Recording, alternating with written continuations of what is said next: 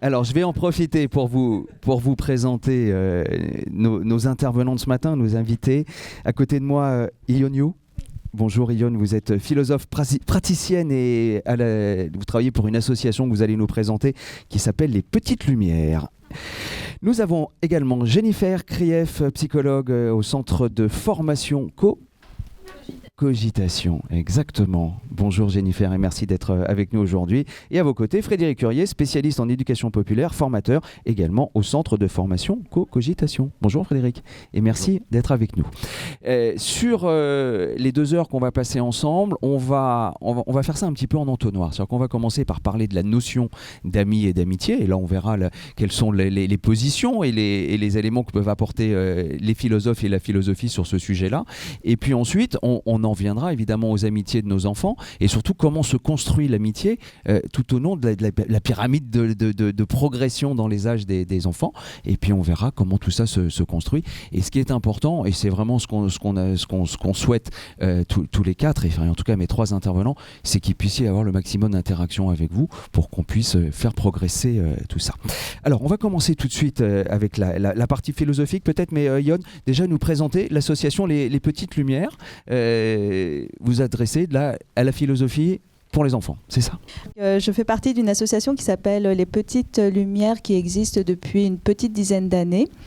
Et nous intervenons dans les écoles, dans toute structure pour essayer, j'aime bien dire, de rendre la philosophie pratique. C'est-à-dire qu'au lieu d'aborder la philosophie en terminale avec tous ces textes et ces auteurs un peu difficiles parfois, même pour les jeunes, mais aussi pour les adultes, on intervient dès le plus jeune âge. Donc, je crois que mes plus jeunes participants ont 4 ans. Et on fait de la philosophie. C'est quoi faire de la philosophie? C'est se poser des questions sur la vie, sur notre existence, sur notre relation au monde, sur vivre ensemble. Et voilà, donc on tricote ensemble les idées avec un jugement, j'allais dire, acceptable pour tous et toutes les idées, c'est-à-dire que même les idées les plus incongrues, on les accepte et on les discute. On essaie de construire ensemble ces idées avec mon objectif, si je peux dire ça, c'est de développer, que les enfants développent leurs pensées, apprennent à réfléchir par eux-mêmes, pour eux-mêmes, et en espérant que cela contribue à une société meilleure. Voilà. Donc, eh bien, on va tricoter, nous aussi, aujourd'hui, autour de cette thématique de l'amitié. On va commencer peut-être par votre définition à vous de l'ami, de l'amitié, puis je poserai la question à Jennifer et Frédéric. Et vous inquiétez pas, je vais vous poser la question juste après aussi, ça vous laisse un petit peu le temps de réfléchir. L'amitié, un ami, c'est quoi un ami ? Alors, c'est une question très difficile, hein. Vous avez 4 heures. En réfléchissant, finalement, j'ai changé un peu mon idée par rapport à ce que j'avais prévu de dire. Et finalement, je crois qu'un ami, pour moi, en tout cas personnellement, c'est une personne qui, parfois, ne partage pas nos idées, parfois nous ennuie. On se dit, mais pourquoi c'est mon ami ? Et pourtant, il l'est. Et donc, du coup, dans les contours de l'amitié, c'est de comprendre le pourquoi elle est toujours est difficile à cerner, mais on sait que c'est un ami et que généralement, c'est réciproque. Alors, on pourrait débattre sur cette question, de est-ce que c'est réciproque ou pas, mais dans ma définition, il y a ça, il y a cette gratuité. A priori, je n'attends rien de mon ami. Mon ami a je ne sais pas qu'est-ce qu'il m'offre, mais en tout cas, c'est réciproque. Voilà. D'accord. Je lance une première idée. Voilà, il y a cette première notion de côté, on sait. Et ça, on y reviendra d'ailleurs avec Montaigne, évidemment, et la Boétie. Frédéric, un ami ? Un ami. Alors, avant tout, c'est une relation. Alors, la réciprocité dans les sentiments, dans les émotions, on pourra en discuter, effectivement, ce n'est pas forcément quelque chose d'automatique, mais en tout cas, on est forcément dans une relation, dans quelqu'un qui nous renvoie quelque chose. En préparant cette table ronde, j'ai 2 phrases qui me sont revenues régulièrement en tête. C'est les opposés s'attirent et qui se ressemblent s'assemblent. D'ailleurs, expression qu'on emploie aussi d'ailleurs pour l'amour, parfois pour le couple. Eh bien, les deux sont vrais et sont particulièrement adaptés à l'amitié. Et en fait, en détaillant un petit peu ces phrases, c'est exactement ça. L'ami, l'amitié, c'est quelqu'un chez qui on s'identifie, en qui on va se reconnaître quelque part. On ne sait pas où. Mais en même temps, qui va nous apporter quelque chose de complémentaire, qui va nous permettre d'évoluer. Et d'où les opposés qui s'attirent, peut-être chez lequel on va chercher quelque chose que l'on n'a pas ou qu'on croit ne pas avoir. Et donc pour moi, je dirais, c'est avant tout évidemment une relation et qui nous apporte, ou en tout cas qu'on croit qu'il nous apporte quelque chose, avec un pair, P-A-I-R évidemment. Jennifer. Pour moi, un ami ou une amie, c'est une ressource. C'est une personne où effectivement je peux être en désaccord, il peut m'agacer.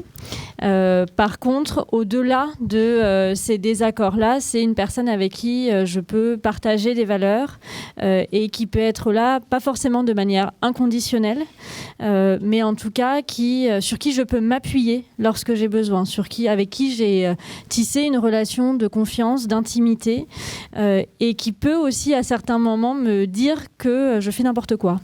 Voilà, et en ça c'est une ressource pour moi. Alors, qui a envie de s'exprimer sur l'amitié, sa définition de l'amitié ou de l'ami confrontant? Oui, madame. Je rajouterais aux 3 définitions qui ont été données la notion de confiance. Confiance. Je citerai Jean Carmé, un acteur, qui avait dit qu'un ami, pour lui, c'était quelqu'un qu'on laissait fouiller dans ses poches en toute confiance. D'accord. Philosophe, Jean Carmé. Merci de nous avoir cité Jean Carmé comme...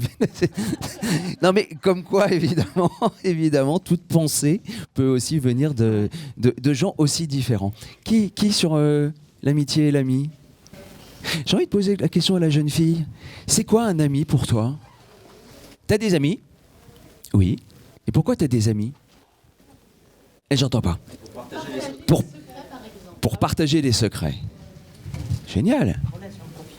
Relation de confiance, évidemment, on revient à ça. Et c'est tout, partager les secrets. Mais voilà, donc on a effectivement cette notion de confiance. Qui a une définition de l'ami ou de l'amitié? Alors moi je me retrouve tout à fait dans votre définition et je pense qu'un ami aussi c'est pas forcément présent dans le quotidien, mais peut-être forcément quand on en a vraiment le plus besoin, mais on sait qu'il sera toujours là. D'accord.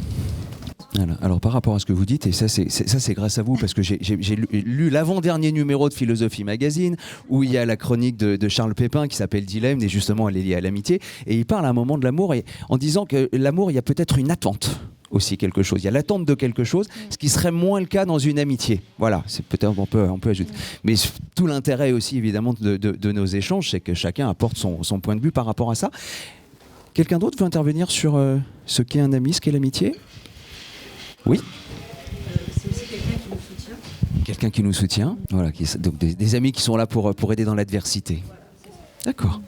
On va aller regarder maintenant du côté des philosophes les définitions de l'amitié, puis on continuera bien évidemment à échanger là-dessus. J'imagine qu'il y a à peu près autant de définitions qu'il y a de philosophes et de penseurs. Oui, tout à fait. Là, on va pas faire, on n'est pas parti pour 2 heures de cours de philosophie. Là, l'idée, c'était vraiment de prendre quelques idées, justement en reprenant ce que vous disiez tout à l'heure entre est-ce que l'amitié, l'amour, c'est quelque chose, où se trouvent les frontières entre l'amitié et l'amour. En grec ancien, quand on parle de philosophie, philo, on le traduit souvent comme l'amour de la sagesse. Philo et Sophia étant la sagesse. Philo, donc l'amour. Mais ce philia, donc ce terme grec, il renvoie en réalité à l'amour-amitié. c'est-à-dire que dans la distinction qu'on fait dans l'Antiquité grecque cette amitié, donc c'est un amour qui, si on prend par exemple Aristote, il va considérer qu'on va rechercher chez l'ami un alter ego. Et un alter ego, cette notion de philia, parce que peut-être on n'attend pas grand-chose de cette personne, parce qu'il n'y a pas de désir envers cette personne, on va avoir une relation qui est désintéressée. Donc ça renvoie un peu des définitions qu'on donnait tout à l'heure, et c'est vraiment l'essentiel, c'est-à-dire qu'on peut partir sur de faire passer les intérêts personnels pour construire une relation et trouver juste quelque chose de sain entre les personnes. Et dans l'Antiquité grecque, c'était une idée qui était importante aussi pour la construction de la cité, parce que c'était cette philia qui permettait la démocratie. On a cette idée que c'est... alors, par exemple, si on prend un peu plus tard, pour Cicéron, être ami, c'est être intime, mais aussi des alliés politiques. Alors, on pourrait en discuter. Là, on peut y trouver la notion d'intérêt. Tout à fait. Sur cette partie-là, oui. Tout à fait. Et dans cette idée de Cicéron, et ça rejoint un peu ce que vous disiez par rapport à la confiance, la notion de franchise est essentielle. C'est-à-dire que l'amitié n'est que vérité et sincérité, quitte à s'adresser à ses amis, avertissements et reproches. C'est vraiment ces termes-là qu'on va retrouver dans le traité sur l'amitié de Cicéron. Je crois que ça a été, je ne sais pas si ça a été cité, mais justement dans ces philosophes de l'Antiquité, on a aussi cette idée que l'amitié, c'est la base du bonheur. Et c'est quelque chose qu'on va retrouver chez Épicure. Bon, je ne sais pas si vous voyez dans Épicure, le bonheur, c'est retrouver une vie saine et simple. Et c'est dans cette sainteté et simplicité qu'on va retrouver le bonheur essentiel. Et parmi ce bonheur essentiel, il y a la composante de l'amitié. Et donc, c'est fondamental pour Épicure pour retrouver ce bonheur. Et alors, on va arriver à Montaigne. Il y a un saut. Les philosophes, ils disent que finalement cette notion d'amitié, elle n'a pas été beaucoup traitée pendant le Moyen-Âge, probablement en lien avec le christianisme. Ça, c'est des théories qui existent, mais on retrouve des notions sur l'amitié avec Montaigne, avec donc cette célèbre phrase que peut-être vous connaissez, quand la Boétie est mort et il dit parce que c'était lui, parce que c'était moi, c'est-à-dire que pourquoi c'était mon ami, je ne sais pas, mais aujourd'hui je réalise que c'était cette relation inexplicable. Ouais. Voilà. Alors je ne sais pas à quel point il faut continuer dans les définitions, mais on peut échanger là-dessus aussi par rapport à vos connaissances. Mais l'amitié, c'est aussi quelqu'un qui permet de nous construire nous-mêmes, c'est-à-dire de nourrir notre propre identité et de dire que j'existe aussi via cette relation et via les yeux de cet ami. Par exemple, c'est une idée qui va être développée par Ricoeur. Donc, oui, là, on a fait un saut énorme, là, quand même. Mais qui va dire que c'est nécessaire au fait pour la construction de nos propres identités. C'est-à-dire qu'on a besoin de ce regard externe pour pouvoir exister. Donc ça aussi, évidemment, tout propos philosophique est discutable et discuté dans les livres. Voilà. Et oui, peut-être... Nietzsche a aussi une définition intéressante de l'amitié qui dit que l'ami n'est ni mon alter ego, ni mon prochain. D'accord. Et c'est plutôt un être lointain qui me pousse à me dépasser, à surmonter ma condition humaine. Et c'est ce qui explique parfois les relations de rivalité et d'intimité entre les amis véritables. Il dit qu'il faut honorer dans son ami l'ennemi même. Donc ça rejoint aussi des choses que vous avez dites tout à l'heure par rapport à cette... on va aussi oser dire des choses qui ne sont pas plaisantes. Voilà. Donc voilà, pour cette vision un peu globale, enfin, des positions des philosophes. Et merci d'avoir cité quand même beaucoup de philosophes qui sont lisibles. Quand je dis ça, c'est que voilà, il y en a parfois que c'est un petit peu plus compliqué, mais c'est vrai que la philosophie antique est quand même assez compréhensible et lisible. Moi, avec Nietzsche, un petit peu plus compliqué quand même déjà, c'est moins évident. Montaigne est absolument formidable. Et voilà, j'étais juste pour faire un petit clin d'œil à ces hommes-là. Autre question, est-ce qu'il y a plusieurs formes d'amitié? Parce que alors, on va évoquer d'ailleurs le sujet. Les amitiés réelles, les amitiés virtuelles, on parle aussi pour les enfants peut-être d'amis imaginaires. Est-ce qu'il y a plusieurs formes d'amitié? Et ensuite je pose la question à Frédéric, parce que je sais qu'il a une réponse très précise sur le sujet. On peut revenir sur Aristote. Aristote, il distinguait dans son Éthique à Nicomaque 3 types d'amitié. La première qui est liée à l'utilité, la deuxième qui est basée sur le plaisir d'être ensemble. D'accord. Et celle qui est fondée sur la vertu. Et évidemment, en Antiquité grecque, c'est celle qui est la plus honorable, c'est celle qui est basée sur la vertu, qui nous permet de nous rendre meilleurs. Et c'est pour ça aussi que c'est la base qu'il considère que ces amitiés liées sur la vertu permettent la construction de la cité. Voilà, tout est lié, c'est-à-dire que notre existence, nos relations et le vivre ensemble. La vertu, c'est quoi la définition ici? La vertu d'Aristote ou d'ici?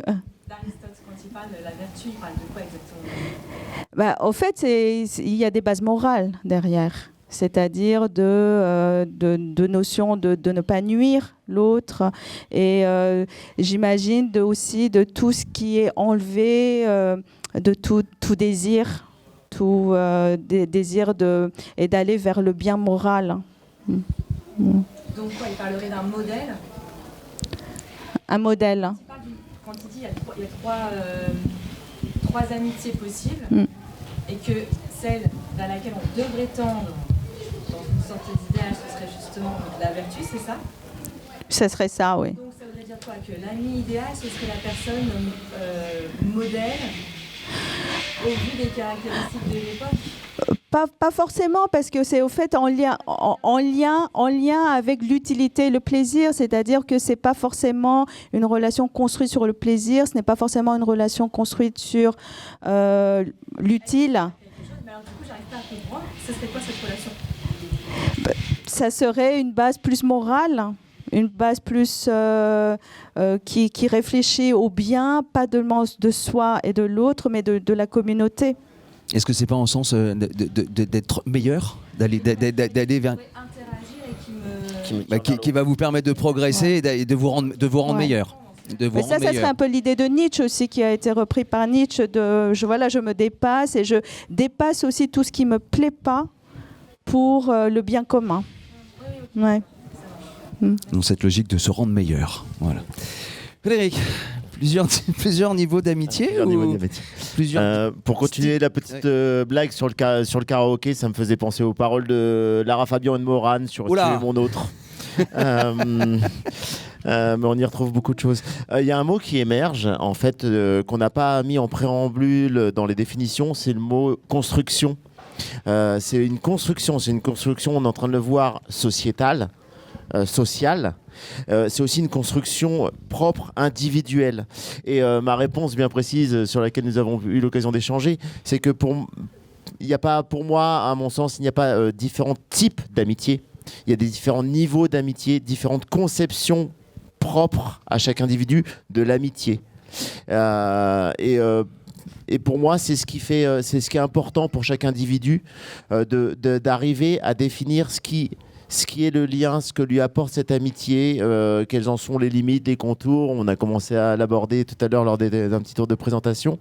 Mais ce sont différents niveaux d'amitié. Et peu importe, après le classement, l'expression, vous avez compris que j'aimais beaucoup les expressions aussi. Mon meilleur ami. Je ne sais pas qui c'est mon meilleur ami, moi, si je réfléchis. Par contre, j'ai bien le sentiment que, même si je ne suis pas en mesure de les classifier, j'ai bien le sentiment qu'il y a différents niveaux d'amitié. Eh bien, si j'ai ce sentiment-là, c'est que c'est vrai. puisqu'on est dans le ressenti, on est dans la relation. Donc on n'est pas dans une classification dans des amitiés ou même des niveaux d'amitié. Il y a des niveaux d'amitié qui existent sur différents modes, qui viennent se jouer sur différents aspects de notre vie aussi. Après, de là à les distinguer d'une manière très scientifique, formelle, c'est mission impossible. Donc c'est pour ça que la question, et là sans faire de teasing sur la suite non plus, on est vraiment sur la construction de soi, à nouveau ce qui nous renvoie à la construction de soi. L'échange précédent me faisait penser aussi à une définition que j'adore, sociétale de l'âme. C'est ce qui tire l'homme vers son idéal. Une définition de l'âme qui serait totalement dépourvue d'idéologie, encore moins d'idéologie ou de religion, c'est ce qui tire l'homme vers l'idéal. Et ben, l'amitié, ça vient contribuer à l'alimentation de cette âme, dans cette définition-là, évidemment. Voilà. Et puis après, sous-jacente à cette question, il y avait la question des amitiés virtuelles. Les amitiés virtuelles, parce que en fait, là, ce qui est important dans l'échange que l'on a, et je pense que tout le monde le comprend, c'est que le sens des mots est important. Tout à Quand fait. on parle d'amitié virtuelle, vous, Frédéric, vous dites attention. Quand on parle notamment de tout ce qui se fait sur les réseaux sociaux, etc., on parle plutôt d'une amitié. Alors, on parle d'une amitié dématérialisée. La question qui était vue, c'était est-ce que l'amitié virtuelle, ça existe? Alors, si ce qu'on appelle amitié virtuelle, c'est les échanges sur les réseaux sociaux, c'est pas des amitiés virtuelles, c'est des vraies amitiés. C'est des réelles amitiés, en tout cas, des vraies. Voilà, mais c'est des amitiés réelles. Mais en revanche, c'est dématérialisé. Ce qui est complètement différent. Mais en tout cas, ça vient remplir cette fonction, en tout cas, oui, cette fonction, le terme est un peu laid, mais de se reconnaître en l'autre, de se confronter à soi à travers les yeux de l'autre, ça remplit exactement cette fonction. Et à partir du moment où on y attache une importance à la personne qui se trouve, qui est en train de nous répondre derrière, on est dans cette amitié réelle. Pas forcément d'un gros niveau, on ne parle pas forcément d'un meilleur ami, mais on parle d'une forme d'amitié, d'une sorte d'amitié. Réaction. Bien sûr. Parce que ma fille, donc, qui a 14 ans, donc il y a un an, à l'âge de 13 ans, elle a commencé à discuter avec une jeune fille qui était copine d'une de ses camarades de classe et cette camarade de classe l'avait rencontrée pendant des vacances en campagne. Et donc du coup, elles se sont liées d'amitié avec le réseau social Snapchat. Elles ont discuté ensemble pendant un an et donc on est arrivé là pendant les vacances de novembre à aller en Bretagne pour qu'elles puissent se rencontrer. Et ça a été formidable parce qu'il y a vraiment une amitié qui a duré, qui a perduré. Donc, nous, on appelait ça une amitié plutôt qu'à l'inverse. Mais vous connaissez tout premier réseau, pardon. Ouais, non, juste en rebond à ça, et ensuite Frédéric continue. On avait à l'époque, enfin moi je me souviens, on avait les correspondants. Et il y avait des choses qui existaient. En fait, c'est l'ancêtre. Alors, si c'était que là, on n'envoyait pas ça par le numérique, mais il fallait écrire à la main et coller le timbre et sur l'enveloppe. Mais ça existait déjà. Et ça a pu permettre aussi de créer des amitiés. Frédéric. J'allais réagir sur la même chose. J'allais dire, vous connaissez le tout premier réseau social virtuel ou dématérialisé? Le pigeon voyageur. Exactement. Que font-ils de plus que peut-être... vous, nous, quand nous avions des relations épistolaires grâce au PTT, pour certains, à la Poste pour d'autres, au France Télécom, peu importe. C'est exactement ce principe-là dont on parle. Après, si l'on parle, avant de passer... si on parle de followers ou d'autres choses, enfin de followers par exemple, c'est autre chose. Mais là, eux-mêmes, les jeunes, sont en mesure de dire, là, ce ne sont pas des amis. C'est nous, avec nos références et nos imprécisions de vocabulaire, qui interprétons ça comme des amis virtuels, absolument pas les jeunes. Les jeunes sur Insta, d'ailleurs, ils n'appellent plus trop ça les amis, ça c'était Facebook, c'était nous Facebook. Hein. Les jeunes, ils ne savent pas ce que c'est Facebook. Hein. Ça c'est même plus des amis, y compris en termes de vocabulaire. Ce sont des followers, et ça, on est hors sujet si on parle de ça, en tout cas pour ce matin. Des likers. Des likers, des followers, bien sûr. On est sur autre chose. Là, pour le coup, on n'est même pas sur une prétendue amitié virtuelle. Jennifer, vous voulez réagir sur ces différents niveaux d'amitié Non, alors j'allais exactement apporter les mêmes précisions que ce que vous aviez indiqué. C'est qu'on va s'investir émotionnellement et dans la relation en fonction des liens qu'on aura tissés, mais que ces liens soient très en proximité et quand on a les personnes en face à face ou très à distance. Combien d'amitiés aussi on peut maintenir sur des personnes qui déménagent et c'est pas pour autant qu'on perd. Alors on perd quelque chose, mais c'est pas pour autant qu'on perd en intensité, qu'on perd en intimité dans ce qu'on partage. Après, oui, je suis complètement d'accord sur la nuance qu'a portée Frédéric sur la question des amitiés ou des followers. C'est pas du tout la même chose et ça n'engage pas du tout la même chose dans ce qu'on ressent et dans ce que les jeunes notamment ressentent. Et on en parlera tout à l'heure aussi avec la construction de l'adolescence. C'est pas du tout du même ressort. C'est-à-dire que là, sur les followers, c'est plutôt la notion d'appartenir à un groupe, d'être reconnu par un groupe pour telle ou telle chose, pour tel ou tel goût, telle ou telle appétence ou telle particularité. Mais ça n'apporte pas de sens forcément sur une relation amicale. C'est très différent. On poursuit toujours avec la philosophie. Souvent, dans les réflexions qu'on a en philosophie, il y a de la différence entre l'inné et l'acquis. Ça m'amène à poser la question, c'est est-ce que l'amitié, c'est quelque chose qui est inné ou est-ce que c'est quelque chose que l'on peut apprendre ? Alors, c'est une question très difficile. Ça me faisait penser à Jane Goodall. Vous connaissez la primatologue qui a travaillé avec les orang-outans.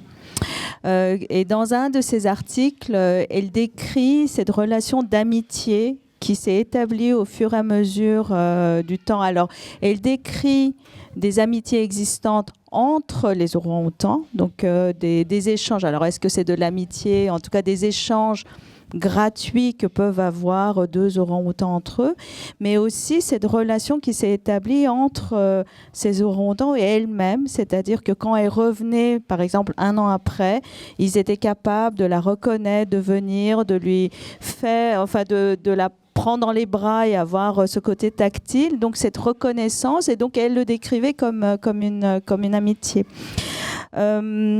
Si on part de cette prémisse que l'être humain est un être avant tout social, tout à fait. Hein. Si on est un animal social, on peut dire que c'est de notre nature et donc peut-être que cet innéisme vient de là, de cette volonté d'être en groupe, d'être ce besoin de nouer des relations pour former donc le groupe et donc d'établir une société.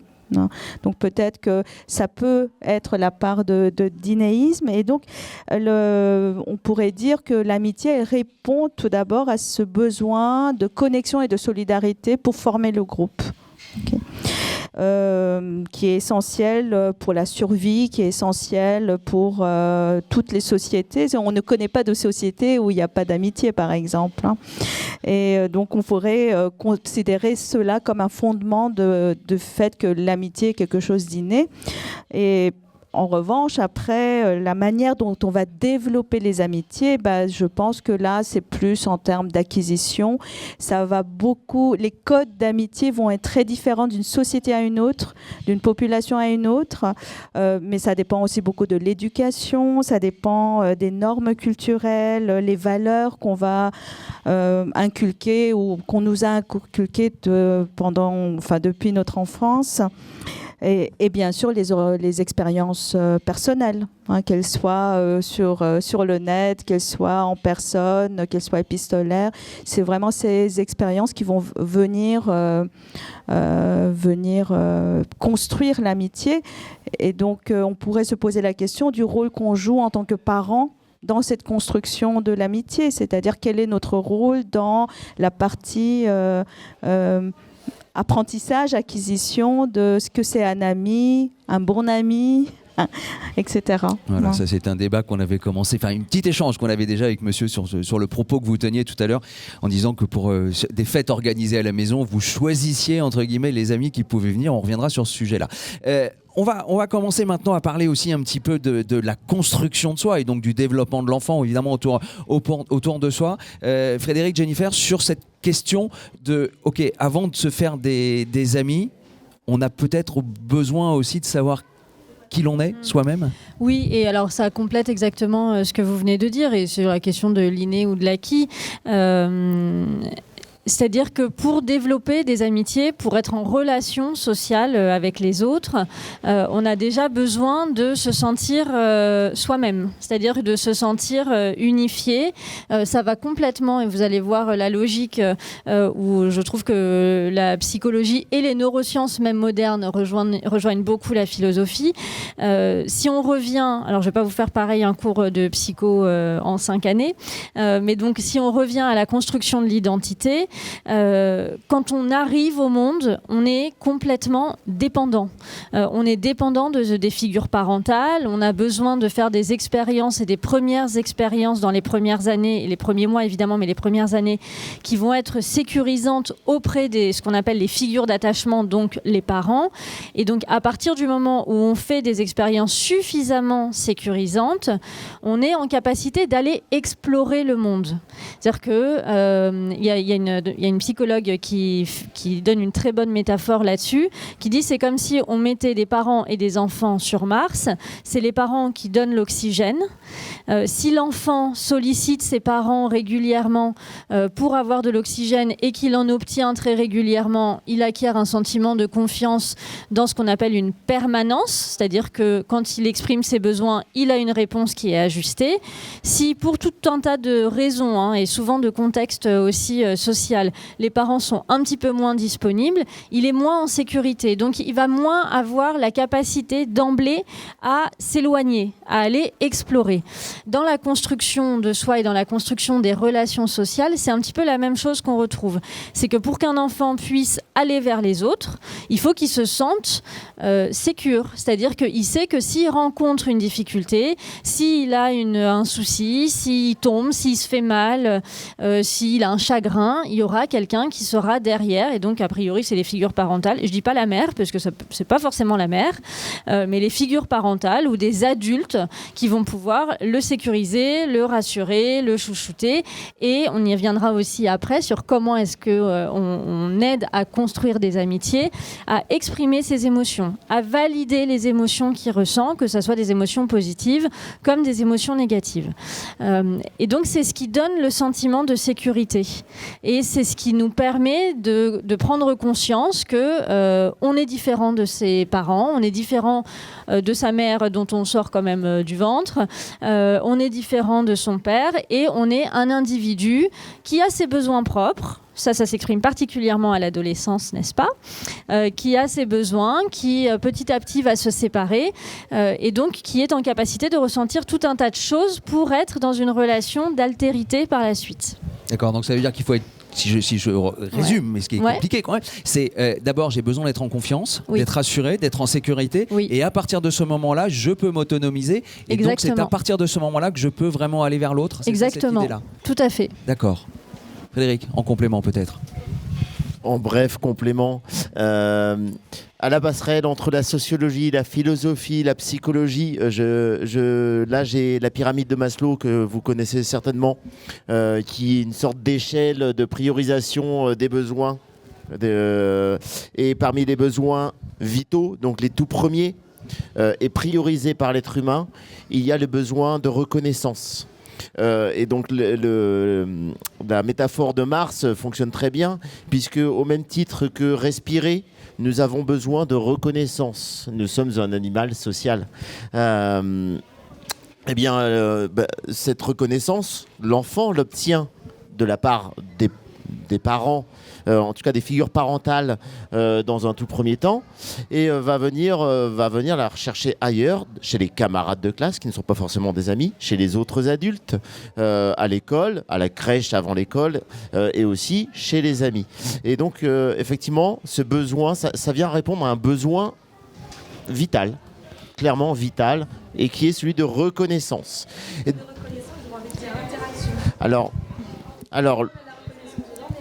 Alors l'interaction, elle sera un moyen de cette reconnaissance. Je vais chercher la reconnaissance à travers l'interaction. Et sans faire une transition un peu prématurée, d'où les problématiques qui peuvent émerger d'amitié parfois toxiques ou non conformes aux attentes ou aux représentations des parents. Parce qu'une amitié qu'elle soit toxique ou non conforme à un contexte ou un cadre, reste une source de reconnaissance et donc de valorisation. Je fais juste un rebond sur la pyramide de Maslow parce que j'ai lu ça il y a 2 jours. En fait, cette pyramide n'a jamais existé en tant que telle. C'est-à-dire que cette notion de besoin, certes, existe, mais en fait, le dessin même de la pyramide, en fait, n'a jamais été fait par Maslow. C'est une construction qui s'est faite après. Je rebondis sur la notion de besoin. Je reviens un petit peu à la philosophie. À quoi ça sert l'amitié ?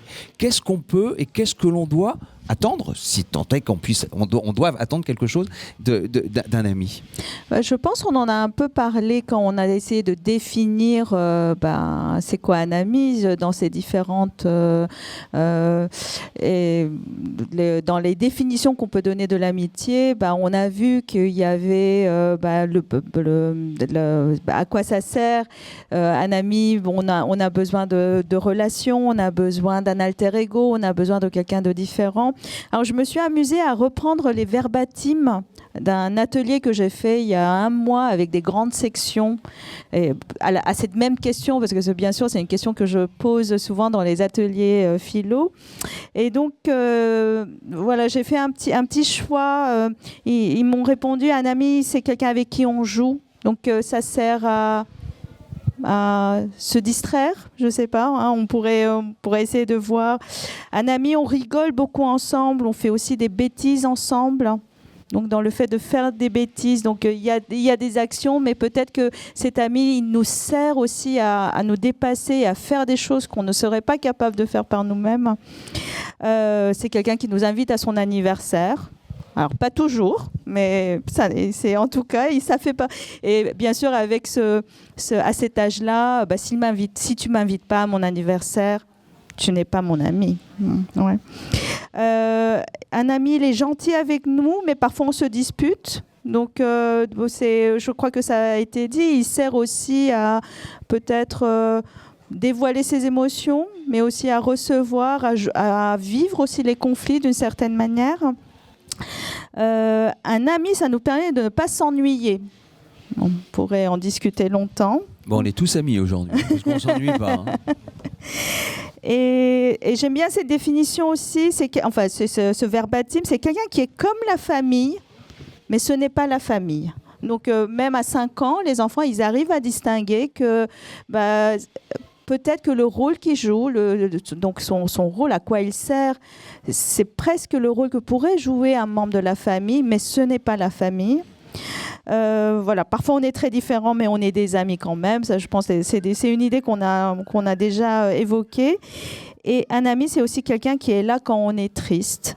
Donc déjà, à 5 ans, les enfants, ils voient un peu les contours de l'amitié. Alors peut-être que c'est pas encore stabilisé, mais ils voient quand même dans cette relation quelque chose qui peut... Alors, est-ce que c'est utile, vertueux ? Ça, on pourrait en discuter, mais en tout cas, ils voient ces contours. Ce qui me vient par rapport à ça, parce qu'il y a plein de points qui se lèvent, donc qui pourraient être dans tout type de relation, c'est peut-être le degré d'intimité. Mais ce que vous dites là, pour moi, c'est aussi une question de temporalité. Évidemment que on va pas aller se confier, se déverser à quelqu'un qu'on croise dans la rue et on attend au passage piéton. On peut, mais je suis pas sûre qu'on ait la réponse adéquate. Mais donc ça, et on en revient à la question de construction. C'est-à-dire que plus on va sentir, mais c'est très intuitif, on le ressent dans le ventre aussi, réellement. Puis on va sentir qu'on partage des choses communes, on partage des valeurs communes, des envies communes, des expériences. Et on en parlera aussi tout à l'heure de comment est-ce qu'on entretient les amitiés. Et plus on a envie de se confier. Encore faut-il être en capacité de savoir exprimer ses besoins, ses envies, ses doutes, ses difficultés, la maladie parfois. Donc ça se construit aussi au fur et à mesure du temps, qu'on donne à l'autre et qu'on se donne à soi-même. Alors dans les citations que vous avez faites, il y en a une qui est absolument formidable parce que ça nous amène à ce qu'on voulait évoquer avec Jennifer après. L'enfant dit c'est quelqu'un qui est comme la famille, mais c'est pas la famille. Jennifer, en quoi est-ce que c'est complémentaire l'amitié de la famille ? Alors, si on continue un petit peu le cheminement qu'on avait tout à l'heure sur la famille qui devient... alors, on parle d'une famille, j'exclus volontairement les familles dans lesquelles il y a des situations de maltraitance, des choses extrêmes. Et je fais exprès de dire extrême, parce que même dans les familles où il peut y avoir de la violence, des conflits, il peut se passer aussi d'autres choses. Tout n'est pas tout le temps catastrophique. Mais donc, on va dire qu'on prend le cadre d'une famille sécurisante, où il y a cette possibilité-là d'explorer les relations, d'être parfois en conflit, mais finalement, ce qui reste et ce qui tient, c'est la permanence, l'amour, l'attention, etc. qu'on porte. Et ben finalement, on va aller chercher un petit peu la même chose chez les amis, c'est-à-dire qu'on va chercher à rentrer en relation avec d'autres, des nouveaux, des personnes qui peuvent avoir d'autres expériences, d'autres valeurs, et ça va venir compléter ce qui se joue au sein du cercle familial. Ça va permettre aussi d'expérimenter un autre modèle. De sortir de ce qu'on connaît, de se rendre compte que ce qui était valable chez soi n'est pas valable chez le copain. Alors c'est particulièrement pénible pour les parents quand il s'agit d'une question de téléphone portable et que toute la classe a des téléphones portables sauf moi. Bon, c'est pas exactement tout le temps comme ça, mais ça permet aussi de s'ouvrir à d'autres cultures, à d'autres modèles. Ça permet d'explorer parfois des choses qui sont interdites à la maison, et c'est extrêmement important de pouvoir se dire que une règle qui est valable pour des parents, ou qui en tout cas qui est en place dans cette famille-là, parfois il y a la question de la culture aussi, existe autrement, et pour moi c'est en ça que ça permet de faire société. C'est-à-dire qu'on se rend compte que les amitiés permettent le vivre ensemble, permettent de découvrir les autres. Là où il y a une complexité, c'est que les enfants grandissent par mimétisme. Par exemple, la place du jeu symbolique. C'est pas pour rien qu'on joue à la maîtresse, on tabasse les poupées pour passer ses nerfs sur ce qu'on a vu la journée. Mais oui, les enfants tapent les Barbie, machin. Ah oui, mais en référence à ce qu'ils ont vécu à l'école. Oui, ouais, c'est-à-dire qu'ils expriment, ils peuvent, non, pas ce qu'ils ont vu. Ah bon, d'accord. Non, ils symbolisent. Non, j'ai eu un petit moment d'inquiétude. Il y a eu un fait divers il y a peu de temps, effectivement, non, pas du mais tout. quand même. Non, je parlais de jeux symboliques, ou de la reproduction de ce qu'on voit dans la société, où ils le transforment dans des jeux. Dans les amitiés, c'est la même chose. Et c'est là où les parents ont une place extrêmement importante. C'est que ce que les enfants vont entendre à la maison sur l'autre, sur est-ce que les parents ont eux-mêmes des amis, quelle place ils accordent à ces amitiés-là, quelle place, tout à l'heure vous parliez de distinction entre le couple, enfin entre les relations amoureuses et les relations amicales.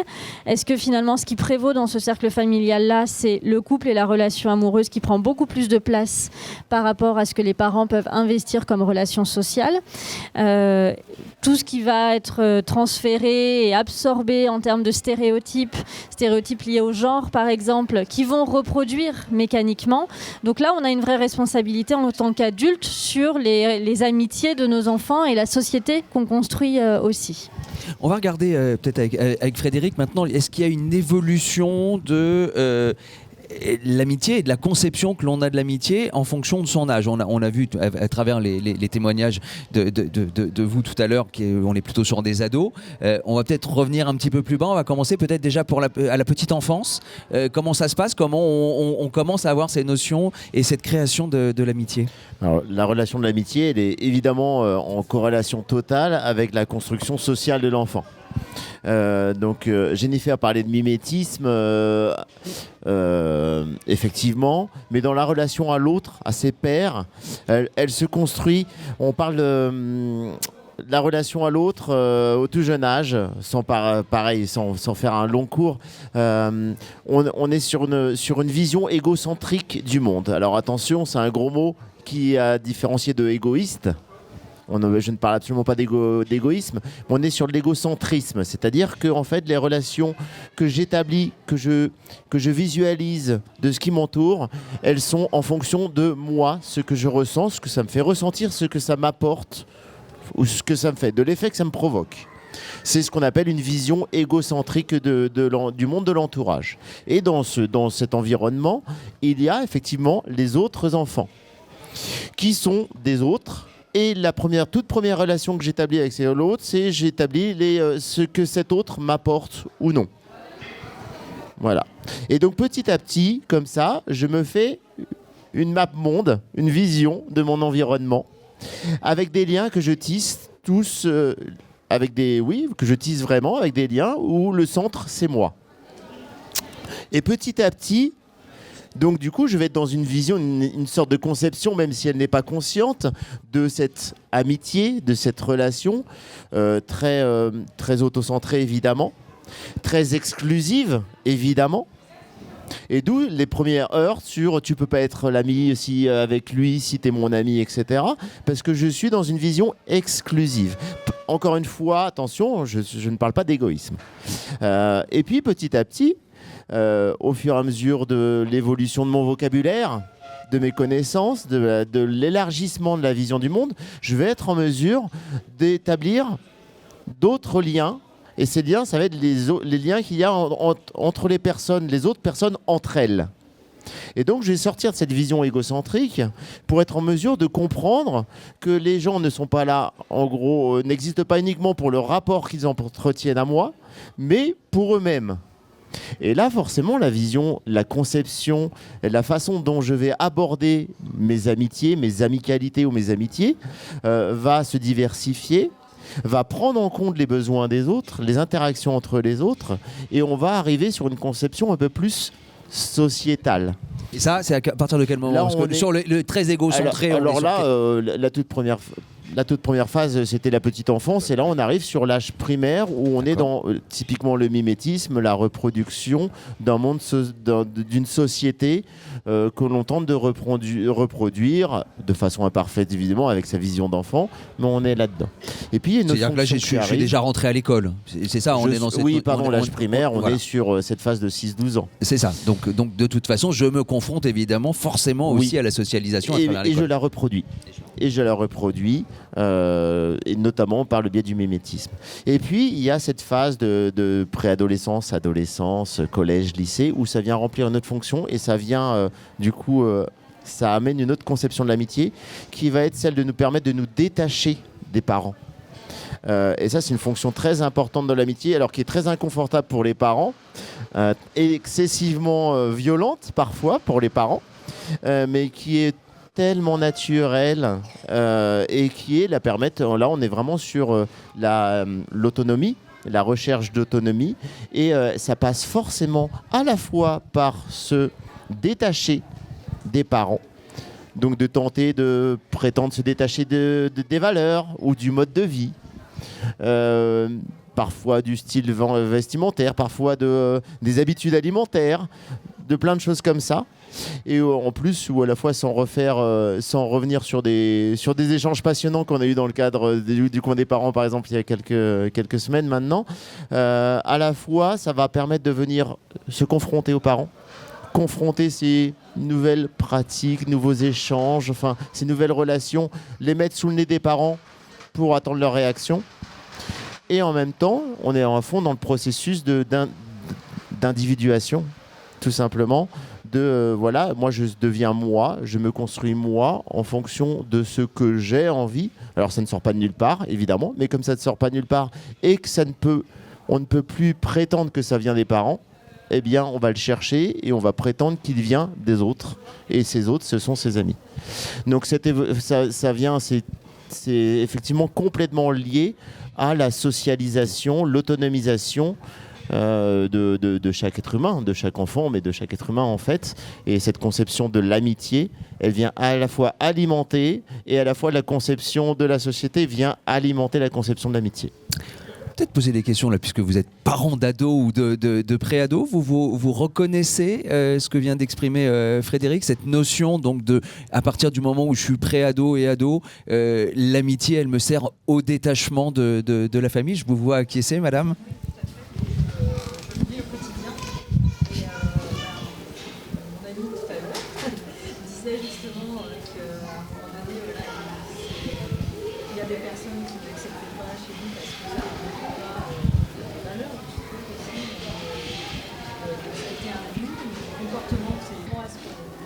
Alors là, ça pose évidemment un certain nombre de questions sur des niveaux, des niveaux effectivement d'échelle du rôle de la famille. Et on reviendra sur la notion d'amitié toxique, puisque là, on a un exemple probant.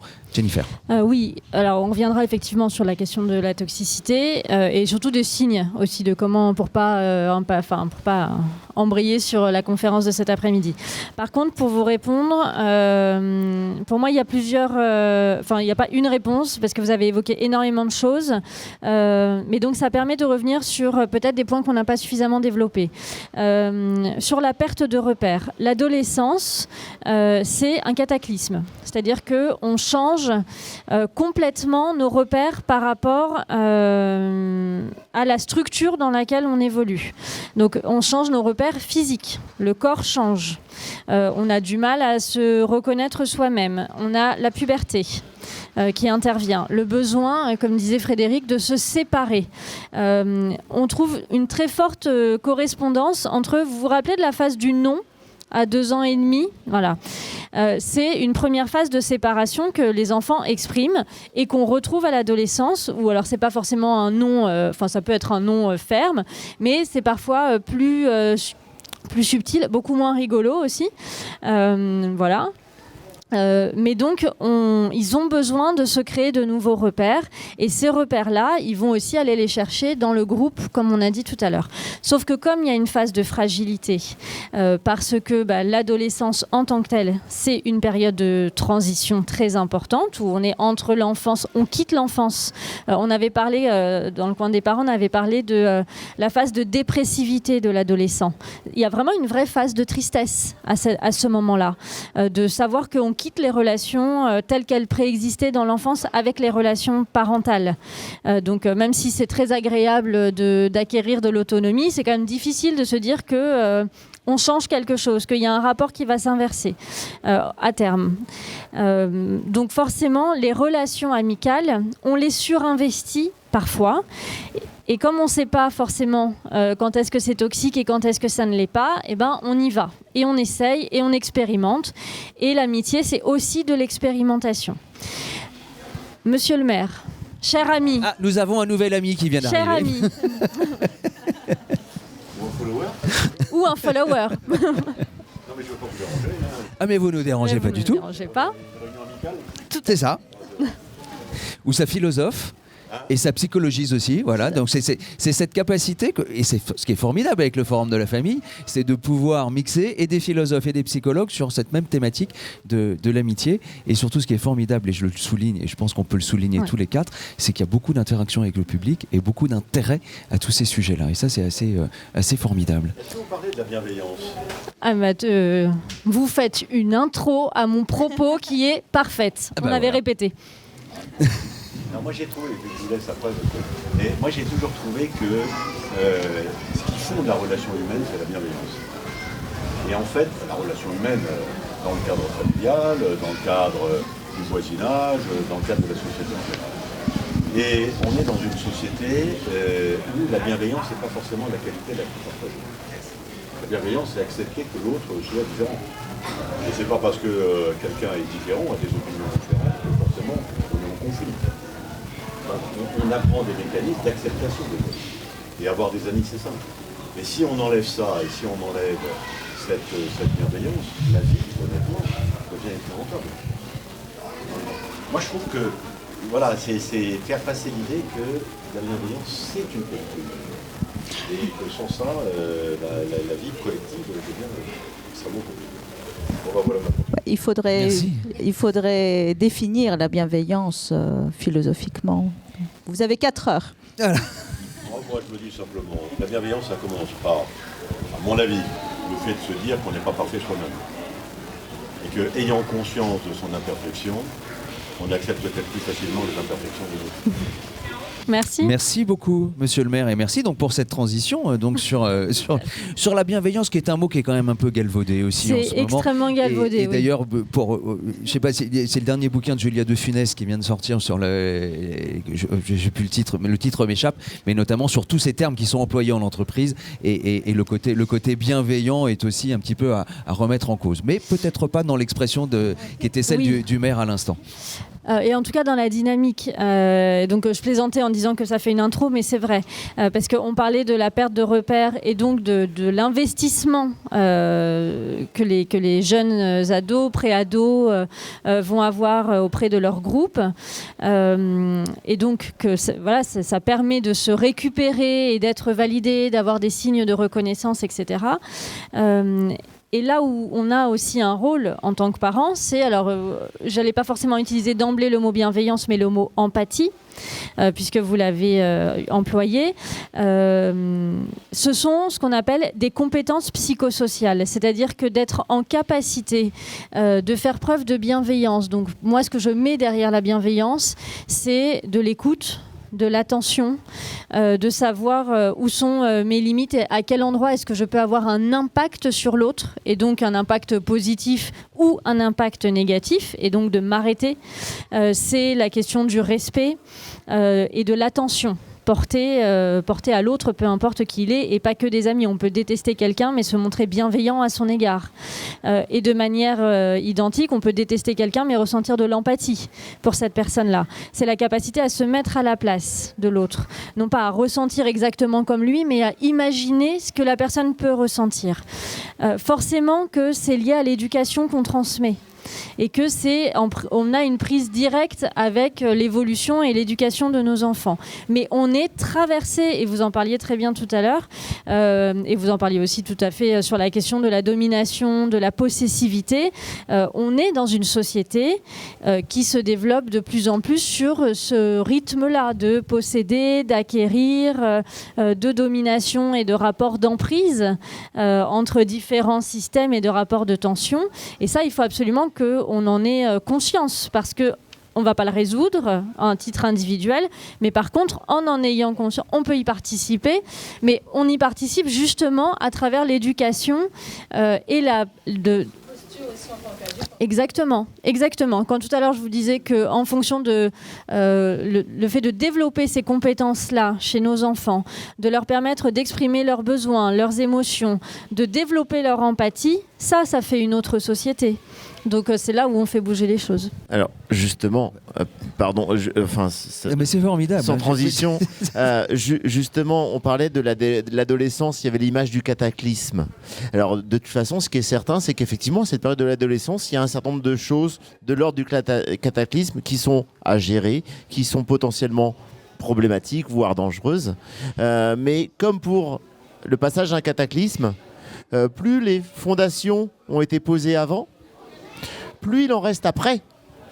Et en fait, après le cataclysme de l'adolescence, qui n'est pas forcément non plus ultra problématique, enfin les adolescents ne finissent pas tous en prison, vous êtes au courant. Il y a quelque chose de sociétal et d'occidental, parce que la notion d'adolescence, de crise d'adolescence, n'existe pas partout dans le monde. C'est comme l'amitié, c'est une construction à la fois très sociétale.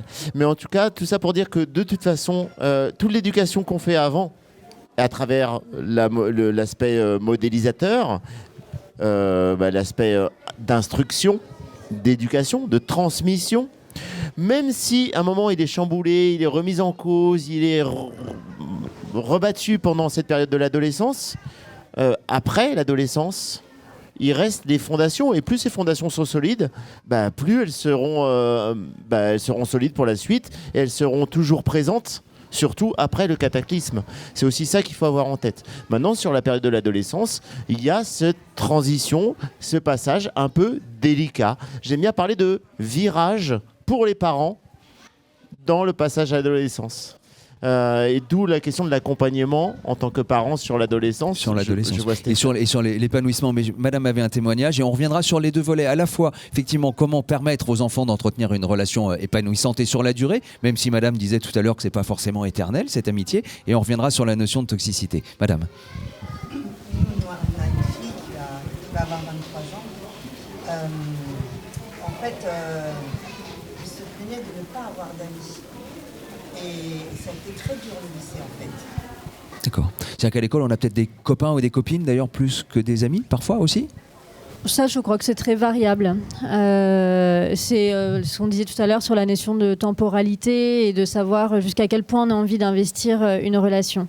C'est extrêmement douloureux, ce que vous décrivez, et c'est à la fois assez fréquent, parce que moi, j'y vois beaucoup plus, mais on va dire schématiquement 2 explications. C'est que ça arrive assez régulièrement d'avoir des jeunes qui ne se retrouvent pas dans le groupe parce qu'ils se sentent en décalage par rapport à une éducation, par rapport à parfois des capacités d'apprentissage qui sont un peu au-delà de ce que le groupe exprime, et puis par rapport aussi à une dynamique qui est en place, et ça on n'y peut rien, à ce moment-là, cette année-là, dans cette classe-là, et où le jeune ou la jeune n'arrive pas à se positionner, et donc c'est aussi lié à des dynamiques de groupe. Après, dans ces situations, effectivement, le fait de pouvoir réassurer en disant que c'est normal en fait dans la vie de ne pas être systématiquement en adéquation avec le groupe dans lequel on est, de force en plus, qui n'est pas choisi, mais que justement on va avoir des espaces dans lesquels on va pouvoir choisir ses amis.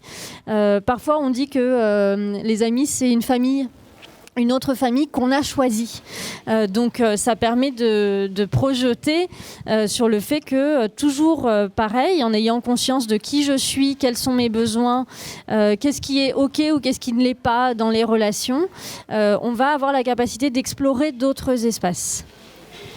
On choisit rarement sa famille. Monsieur Karaoké, il m'a pas cité Renaud, je suis déçu là. Ah là, je pensais qu'il allait avoir tout de suite le réflexe, mon beauf. Non. J'avais un ami qui disait les plaisanteries les plus courtes sont souvent les moins longues. Oui, bon d'accord, merci. Ça c'est fait. C'était fait exprès. Donc je me suis auto-censuré. Non, je voulais peut-être aussi ajouter que au milieu de tout ça, il y a aussi des différences d'individus, d'individualité, de caractère. Donc pour répondre à cette question, est-ce qu'on a des copains, est-ce qu'on sont des copains ou des amis, c'est vraiment très très personnel parce que ça va dépendre de chaque personne. Tout comme le niveau des amis, tout comme le nombre des amis, d'une personne à l'autre, le besoin, l'envie ne va pas être la même. On parle de personnes davantage solitaires. Alors oui, l'homme est un animal social, mais il y a des animaux plus sociaux que d'autres et des animaux plus solitaires que d'autres. C'est pareil pour nous, au sein d'une même famille, peu importe parfois l'éducation, le contexte, la société évidemment. C'est aussi ça à prendre en compte. Donc pour répondre à cette question, elle est trop large, elle concerne trop d'individus pour pouvoir y répondre. Ouais.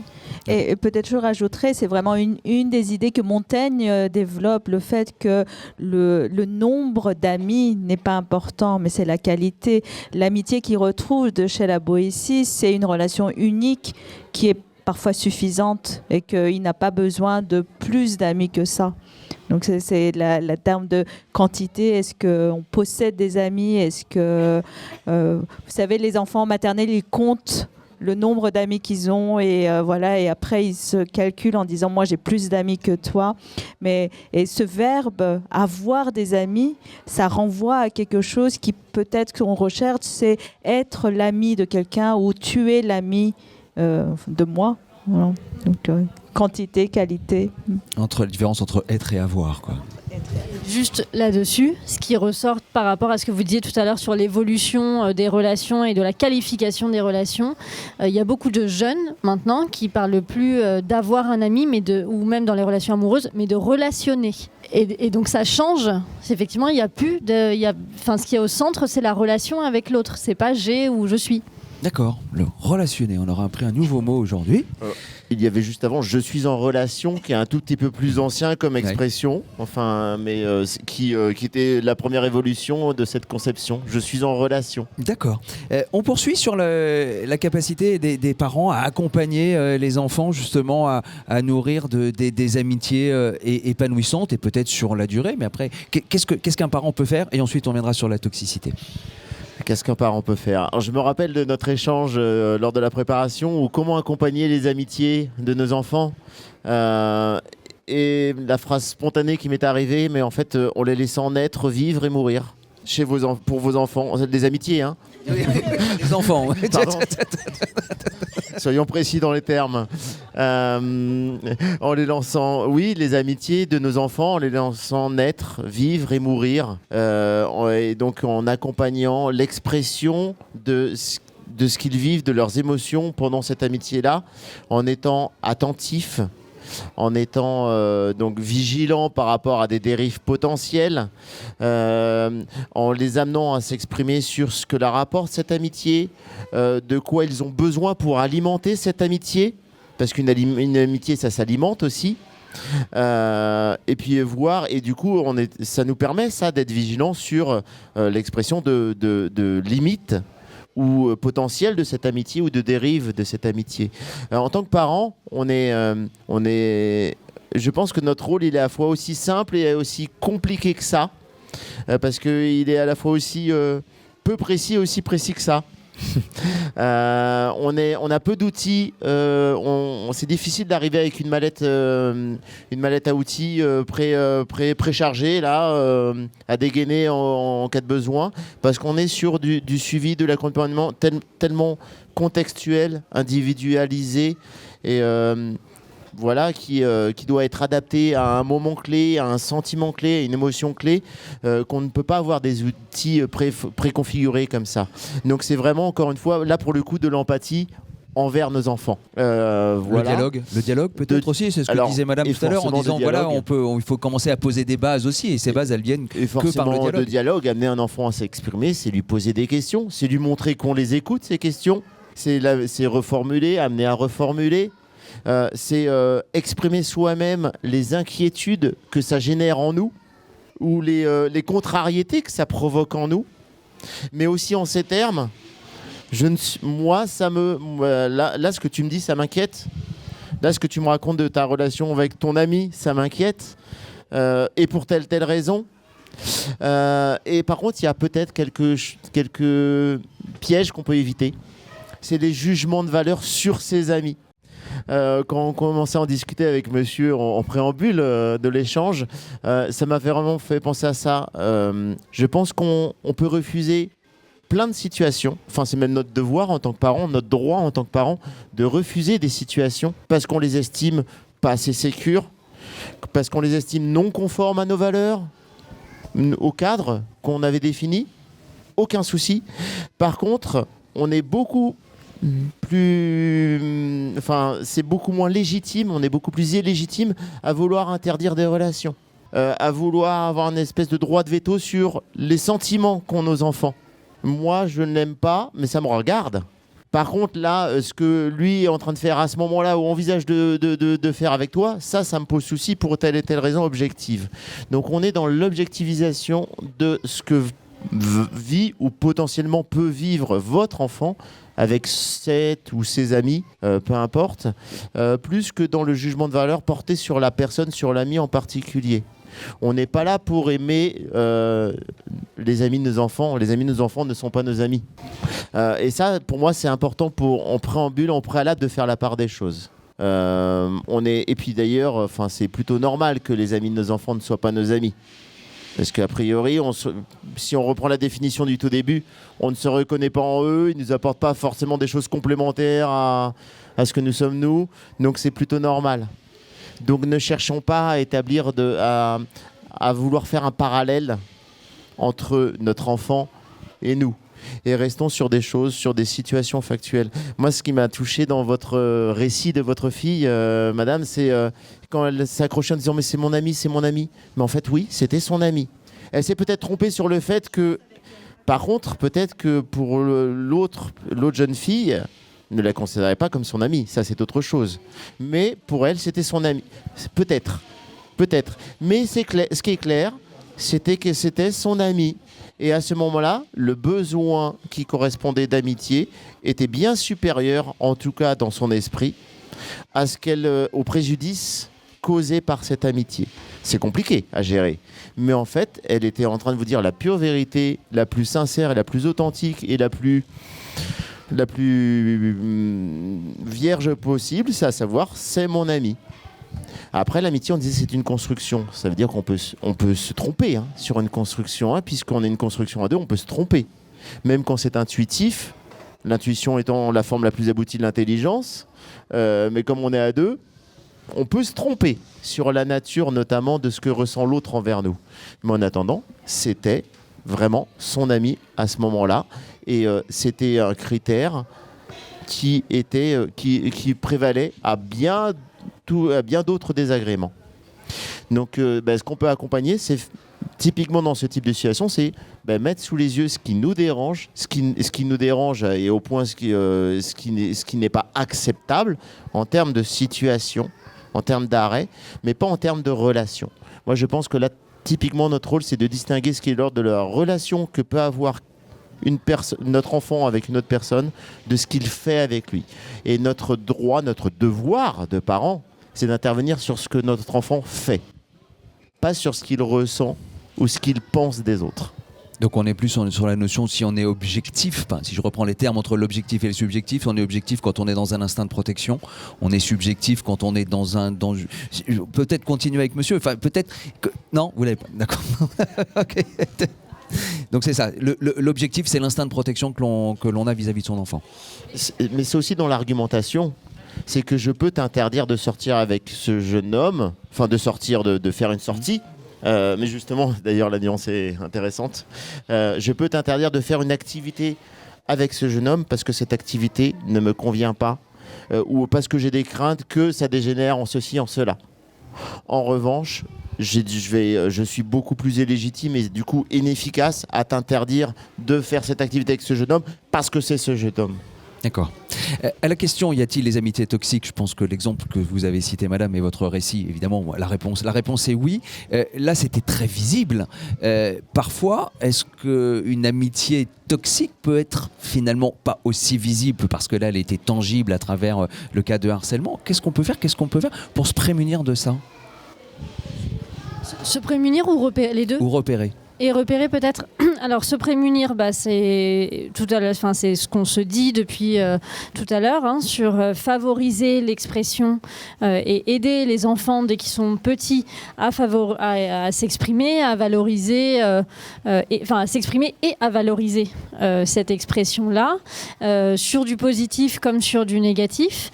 Dès lors qu'on va valider une émotion ressentie, on va inciter l'enfant à poursuivre cette expression-là. Donc, c'est presque une habitude qu'on prend de communication.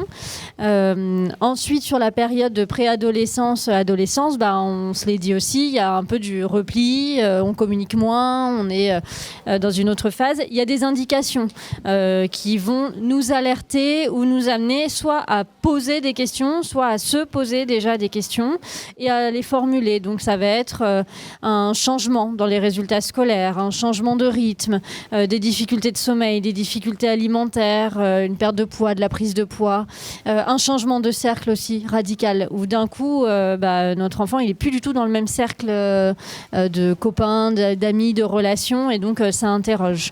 Tout ce que vous allez percevoir de manière, encore une fois, intuitive, il ne faut pas hésiter à le formuler. C'est tout.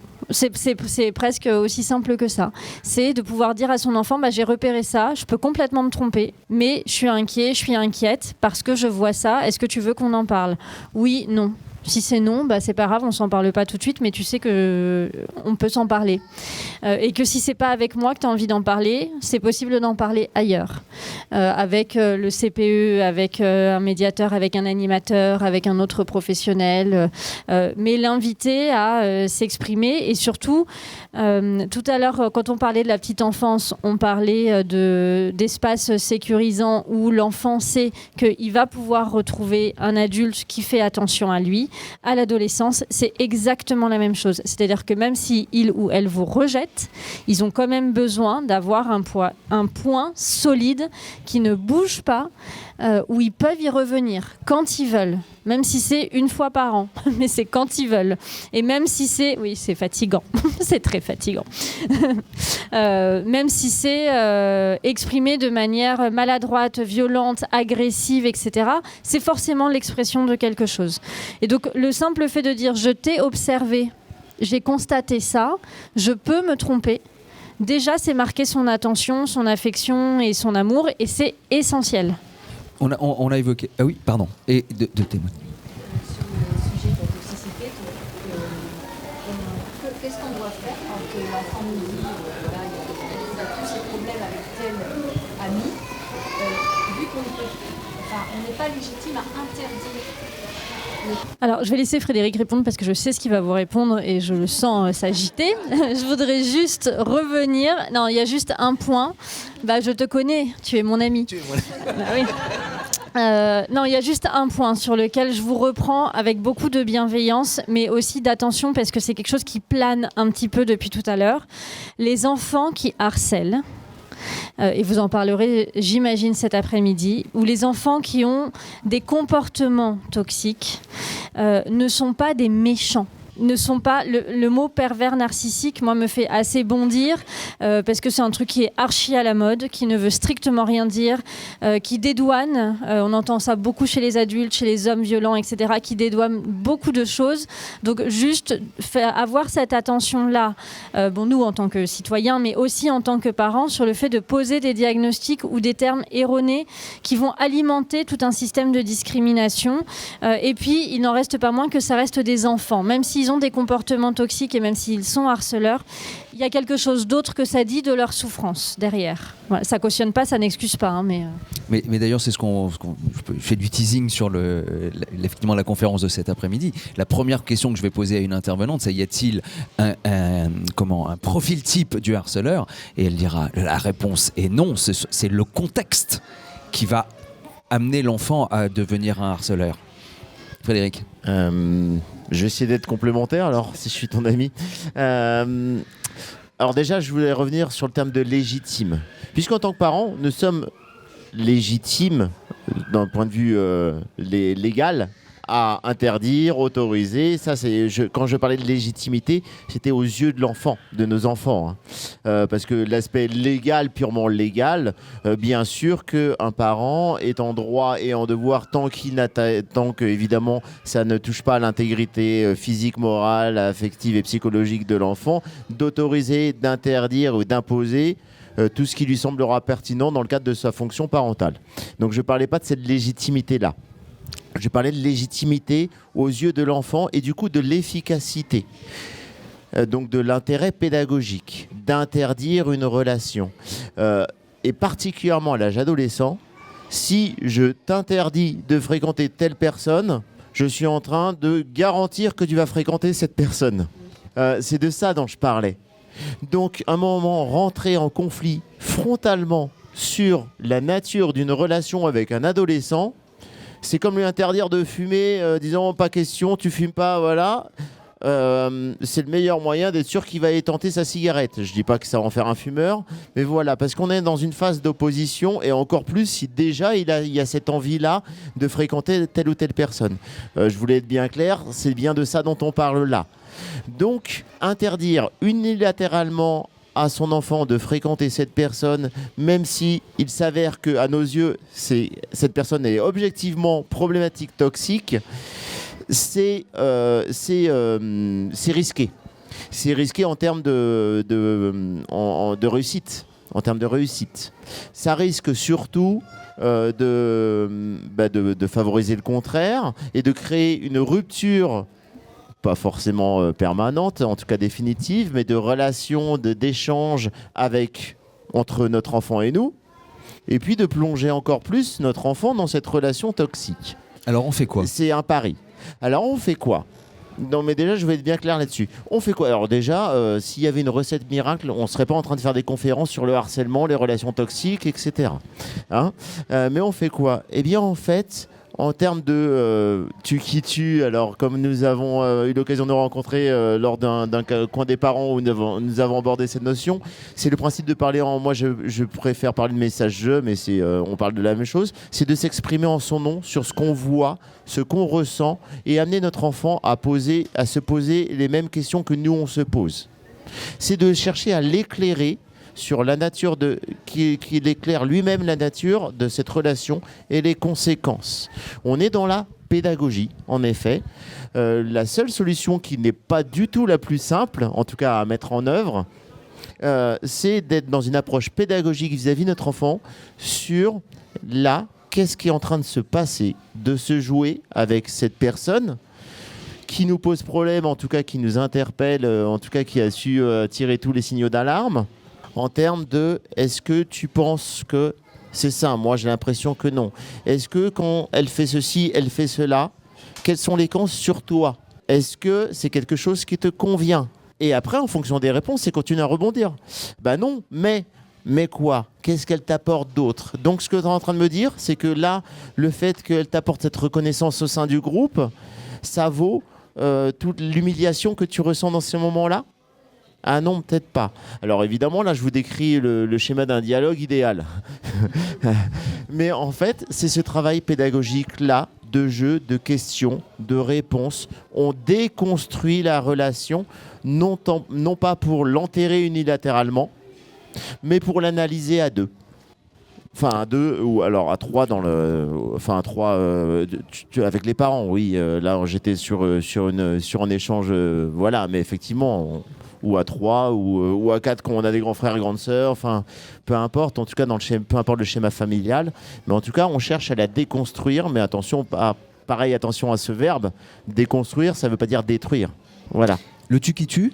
Le tu qui tue, pardon. Juste parce que, ah, d'accord. Mais ça revient. Tout le monde connaît le tu d'accord. Bon bah super. Mais ça revient. À non mais moi j'aime bien quand après tout le monde est au courant. Ça revient. Bon, moi j'étais pas au courant, on en parlera juste après. L'effet des amitiés. Ah alors voilà. Ah merci. Alors. Oui juste voilà cette notion là.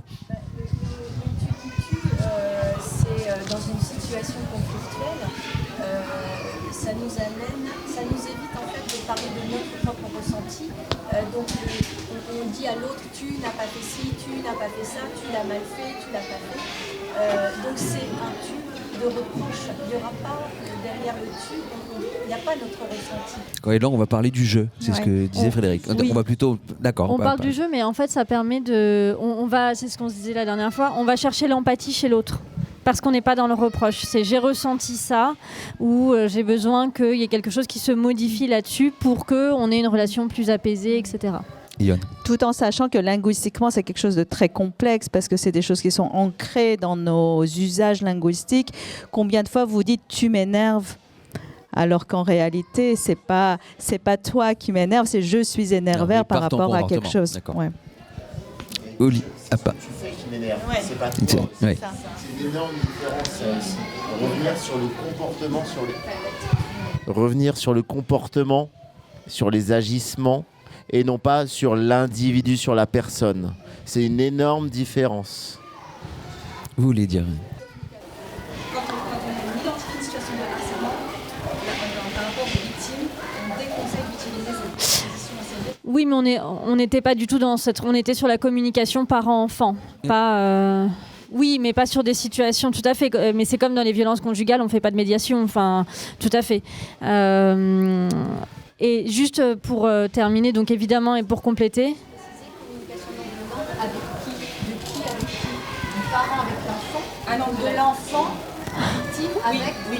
Non, l'enfant, oui. Quand il y a harcèlement, quand il y a violence, on n'est plus dans de la médiation. Et donc, la CNV fait partie de la médiation.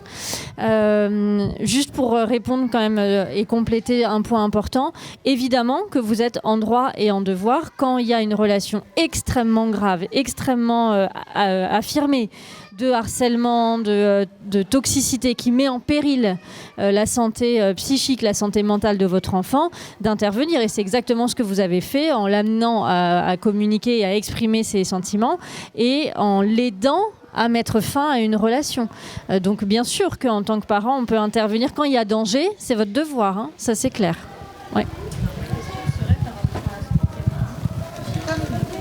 Alors, en toute logique, oui, mais c'est extrêmement complexe en fait. Et c'est très difficile de demander dans ce type de situation-là à un groupe de prendre parti pour l'une ou pour l'autre. Par contre, de compter sur et de développer chez notre enfant ce qu'on va plutôt être de l'ordre du courage social, d'imposer son point de vue, enfin d'imposer, d'exprimer son point de vue, de l'exprimer aussi aux autres membres du groupe en disant bah, moi je ne peux plus poursuivre cette relation relation-là parce qu'il s'est passé telle et telle chose, où j'ai besoin à un moment donné de m'extraire de ce groupe-là, où j'ai besoin d'être soutenue à certains endroits, etc. Ça, oui. Après, de demander à un groupe d'adolescents d'être dans l'autorégulation, c'est difficile. Hein. Alors, ça fait rire à chaque fois. Non, ça marche. Non, les jeunes et les adolescents fonctionnent beaucoup par zone de plaisir. Ils ont besoin. Alors, c'est ce que j'allais dire, c'est que ça nous a fait beaucoup rire la dernière fois, mais ils n'ont pas le lobe frontal développé comme des adultes. Donc, tout ce qui est inhibition, faire attention à la relation à l'autre, etc., c'est d'autres circuits neuronaux qui sont activés. Donc, on ne peut pas leur demander d'avoir un comportement d'adulte quand ils ont 14, 15, 16 ans. Ça ne marche pas. Ça marcherait peut-être dans un groupe d'adultes, ça. Alors après, exactement, les phénomènes de groupe, là, c'est encore une autre conférence à mettre en place. Déjà que je sens que vous êtes nombreux à vous retrouver cet après-midi sur le harcèlement. Juste quelque chose qu'on peut faire avec son enfant, par contre, c'est aussi lui donner quelques repères de communication, comme ceux qu'on vient de faire là, qu'elle peut développer en direction de ses autres amis. Donc l'amener à solliciter l'empathie du reste du groupe. Déjà, ça, c'est un petit pas qui pourrait potentiellement amener vers l'autorégulation de groupe, mais déjà ce serait un petit pas, et ce serait aussi, on parlait de l'ami ressource tout à l'heure, ce serait aussi l'occasion pour votre enfant qu'elle obtienne davantage de soutien, même si c'est pas d'opposition vis-à-vis de la personne nocive, mais davantage de soutien de la part des restes individuels, au pluriel, dans d'autres espaces, à d'autres moments, de la part des autres amis de ce groupe-là. Donc déjà aussi l'inciter à avoir ce type de communication, d'expression de ses ressentis pour développer l'empathie des autres amis. Allez, on a encore deux. Oui, vous voulez dire quelque chose? Non, il nous reste. Il y a une personne qui voulait intervenir. Oui, pardon. Le truc qui me semble aussi important à compléter, c'est se saisir aussi de tout ce qu'on peut voir dans notre quotidien, que ce soit sur les médias, les dessins animés, les films, dans la rue, pour prendre des situations et justement commencer à évoquer cette situation, comment elle te paraît. Ce dont vous parlez, c'est développer l'esprit critique chez nos enfants, et ça c'est fondamental. Et un outil peut-être que vous connaissez ou pas, qui est un très bon élément, une très bonne base d'échange pour les parents avec les enfants, ça s'appelle le violentomètre. C'est un très bon outil et pour évaluer quel est le niveau de violence au sein des relations amoureuses ou amicales, etc. Voilà, donc vous pouvez le trouver très facilement sur Internet. D'accord. On a évoqué tout à l'heure, vous évoquiez madame la relation de votre fille qui est née au départ à travers une amitié dématérialisée et non pas virtuelle, et qui s'est terminée pour le coup par cette rencontre. Donc là c'est plutôt une belle histoire. Parfois on a des enfants des ados qui s'enferment dans une relation dématérialisée et on oublie un petit peu le monde réel. Qu'est-ce qu'on peut faire par rapport à ça, Frédéric? Encore une fois, là, pour moi, le sujet, c'est pas la relation en elle-même ou les relations en elles-mêmes. C'est leur terrain d'expression. Et c'est potentiellement ce terrain qui ne nous convient pas. Donc déjà, c'est d'identifier les raisons pour lesquelles la pratique de notre enfant, alors là, on va parler de surinvestissement des réseaux sociaux ou du téléphone ou de WhatsApp, peu importe. Déjà, c'est d'identifier en quoi ça ne nous convient pas. Et donc, en quoi ça ne convient pas pour notre enfant, à notre enfant. C'est la première chose à faire. C'est en quoi. Et puis, une fois qu'on a identifié le en quoi, et souvent c'est parce que ça prend trop de temps ou c'est un problème de rythme, notamment de rythme de sommeil souvent, mais ou de rythme de vie, ou alors d'empêchement pour d'autres activités. Souvent, ça tourne autour de ces deux problématiques. Déjà, c'est d'exprimer. C'est d'exprimer en quoi c'est important, c'est du non négociable, ce rythme de sommeil et ce rythme de vie. Et puis parfois ça peut être, moi c'est pas négociable que tu ne fasses pas d'activité sportive, peu importe laquelle, mais pour moi c'est pas négociable. Donc si à un moment tes relations avec tes amis sur les réseaux sociaux t'empêchent de pratiquer une activité sportive, je ne suis pas d'accord et on se donnera les moyens d'arriver à une pratique sportive. Et après, les solutions, elles doivent se construire avec l'enfant. Typiquement, déjà peut-être proposer à l'enfant, par exemple, l'idéal, évidemment facile, c'est de proposer à l'enfant des sorties, des pratiques avec ses mêmes amis, mais pas à travers le réseau social. Ça va être d'instaurer des règles pour de lui permettre d'aussi d'entendre ce besoin-là, mais de lui permettre d'avoir ces moments-là qualitatifs. Parce que souvent, ce dont on se rend compte aussi, c'est qu'ils surinvestissent, en tout cas on a le sentiment qu'ils surinvestissent notamment le dématérialisé, les réseaux sociaux, mais parce qu'en fait, c'est pas du temps de qualité qui passe avec eux aussi, donc moins on a de qualité, plus on cherche la quantité. Et bien paradoxalement, proposez-leur des temps de qualité sur ces réseaux sociaux, et il y aura moins besoin de quantité aussi. Donc ça, voilà, c'est des grands principes, encore une fois, qui doivent s'adapter, qui doivent se travailler, se réfléchir avec les enfants. Mais globalement, les problématiques, c'est toujours autour de ça. C'est à un moment, ce que tu fais sur le réseau social, ça correspond à un besoin. Je reconnais ce besoin, il est important, il n'est pas question de te l'interdire. Il n'est pas question de t'en passer. En revanche, il y a la façon dont tu réponds actuellement à ce besoin pose problème, celui-ci. Trouvons ensemble la solution pour que tu continues à répondre à ce besoin sans les problèmes qui vont avec. Ça va tourner autour de voilà, le principe, il est facile à dicter, hein, il est très global. Après, les solutions, elles vont être très personnelles. Écoute, tu aimes le foot, tu joues au foot avant. Au lieu d'arrêter de jouer au foot, amène tes copains au foot. Ou trouver, c'est fatigant, c'est trop contraignant, les horaires. On va trouver autre chose. Voilà, on est autour de ces pratiques-là, de ces solutions-là.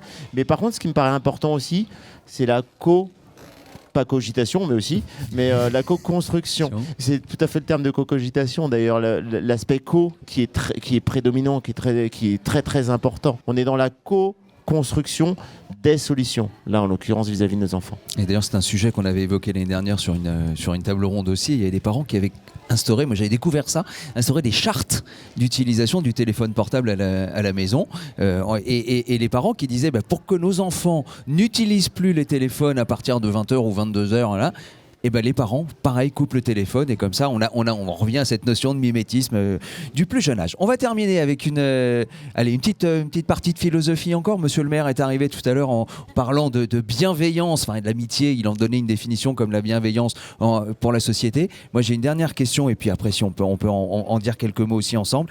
Est-ce que cette amitié, elle est indispensable à notre société ? On a encore 2 heures, c'est ça ? Ouais. Il ne dépend que de notre audience de dire on a encore 2 heures. Bon, moi pas tout à fait, parce qu'après j'ai encore une autre table ronde. Aristote disait que l'objet principal de la politique est de créer l'amitié entre les membres de la cité.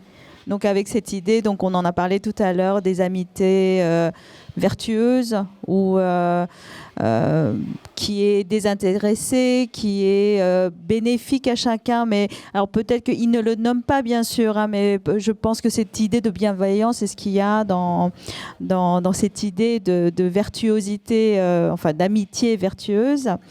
Et dans le pas le dernier, mais l'avant-dernier Philo Magazine, il y a Charles Pépin, c'est un philosophe assez médiatisé, peut-être que vous connaissez, qui a lancé ce dilemme. Enfin, c'est une question qui est amenée et je trouvais intéressant de terminer avec ce dilemme avec vous. Il demande, est-ce que je peux rester ami avec quelqu'un dont je ne partage pas les idées politiques ?